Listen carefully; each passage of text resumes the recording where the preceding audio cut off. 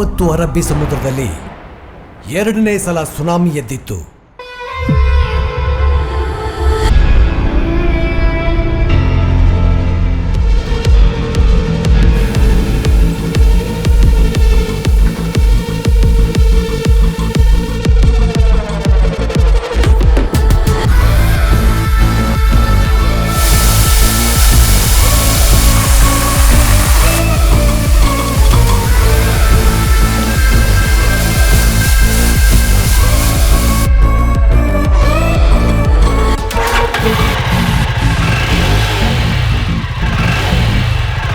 ಅವನು ಕ್ಯಾಶುಯಲ್ ಆಗಿದ್ದಿದ್ದು ನೋಡಿ ರಿಯಾಕ್ಟ್ ಆಗಲ್ಲ ಅನ್ಕೊಂಡೆ.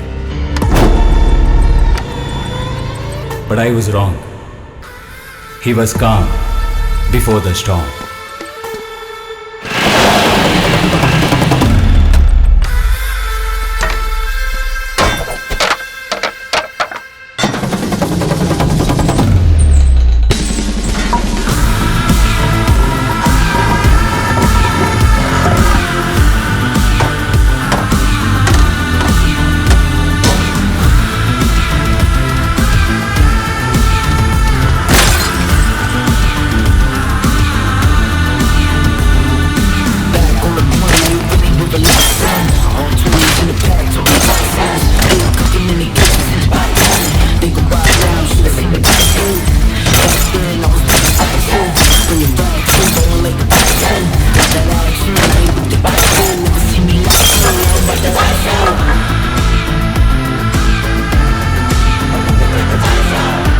ತನ್ನ ಗಾಡಿನ ಯಾವ ಲೋಕಲ್ ಹುಡುಗರು ಹೊಡೆದಾಕಿದ್ರು ಅನ್ನೋ ಕ್ಲಾರಿಟಿ ಇಲ್ಲದೆ ಪಾರ್ಕಿಂಗ್ ಲಾಟಲ್ಲಿ ನಿಂತಿದ್ದಂಥ ಎಲ್ಲ ಲೋಕಲ್ ರಿಜಿಸ್ಟ್ರೇಷನ್ ಗಾಡಿಗಳನ್ನ ಹೊಡೆದಾಕ್ತ.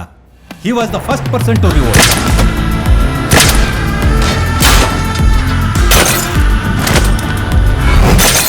ಹಾಸ್ಟೆಲ್ ಹುಡುಗರು ಲೋಕಲ್ ಹುಡುಗರನ್ನ ಯಾವತ್ತೂ ಅಪೋಸೇ ಮಾಡ್ಕೊಂಡಿರಲಿಲ್ಲ. ಇವನು ಅವ್ರನ್ನೇ ಅಪೋಸಿಷನ್ ಮಾಡ್ಕೊಂಡ. ಆ ಅಪೋಸಿಷನ್ನೇ ಹಾಸ್ಟೆಲ್ ಮೆಸ್ ಅಟ್ಯಾಕ್ಗೆ ಲೀಡ್ ಆಯಿತು.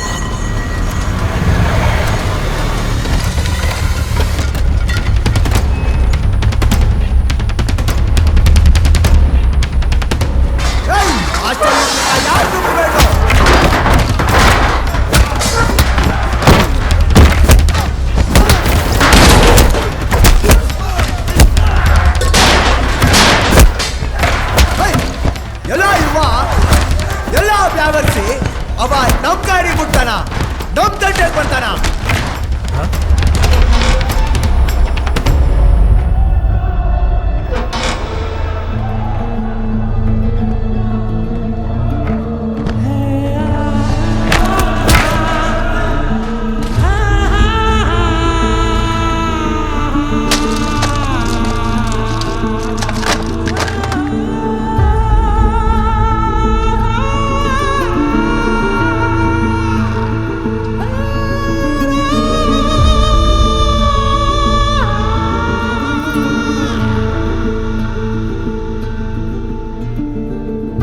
ಯಾಕೆ ನನಗೆ ಫೋನ್ ಮಾಡಲಿಲ್ಲ? ಹಾಸ್ಟೆಲ್ ಸ್ಟೂಡೆಂಟ್ಸ್ ಮೇಲೆ ಅಟ್ಯಾಕ್ ಮಾಡಿದಾಗ ನನ್ನ ಮೇಲೂ ಮಾಡಿದ್ದಾರೆ. ಇದನ್ನ ಇಲ್ಲಿಗೆ ಬಿಟ್ಬಿಡು. ಬೇರೆಯವ್ರಿಗೆ ನೀನು ಬರೀ ಹಾಸ್ಟೆಲ್ ಸ್ಟೂಡೆಂಟ್ ಆಗಿರ್ಬೋದು, ನನಗಲ್ಲ. ಯಾರು ಹೊಡೆದಿದ್ದು? ಲೋಕಲ್ ಸ್ಟೂಡೆಂಟ್ಸ್ ಜೊತೆ ಕೃಪಾಲ್ ಬಂದಿದ್ದ. ಕೃಪಾಲೆ ಸಿರಿನಾ?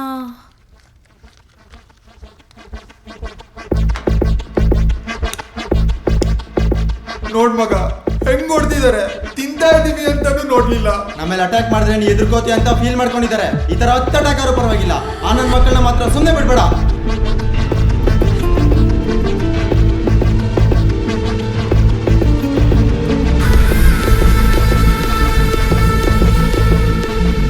ಫೀಸ್ ಕಟ್ತಿರೋದು, ಊಟ ಕೊಡ್ಸ್ತಿರೋದು ನಮ್ಮಪ್ಪ ಅಮ್ಮ.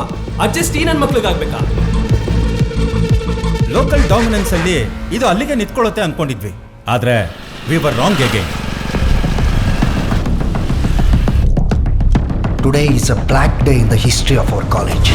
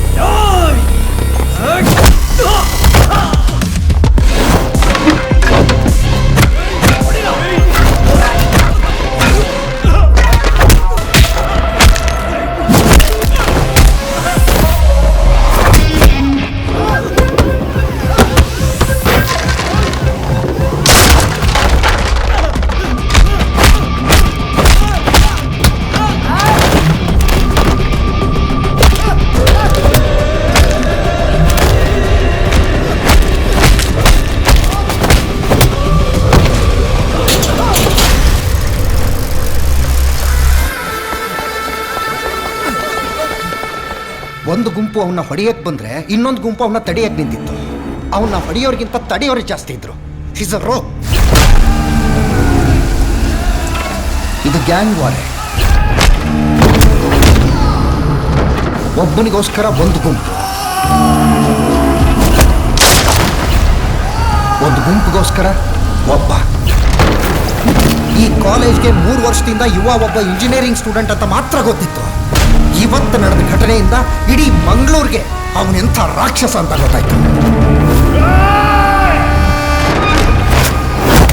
ಇವರೆಲ್ಲ ಸ್ಟೂಡೆಂಟ್ಸಾ ಅಥವಾ ಗ್ಯಾಂಗ್ಸ್ಟರ್ಸಾ? ಇವ್ರ ಮೇಲೆ ಸ್ಟ್ರಿಕ್ಟ್ ಆಕ್ಷನ್ ತಗೋಬೇಕು.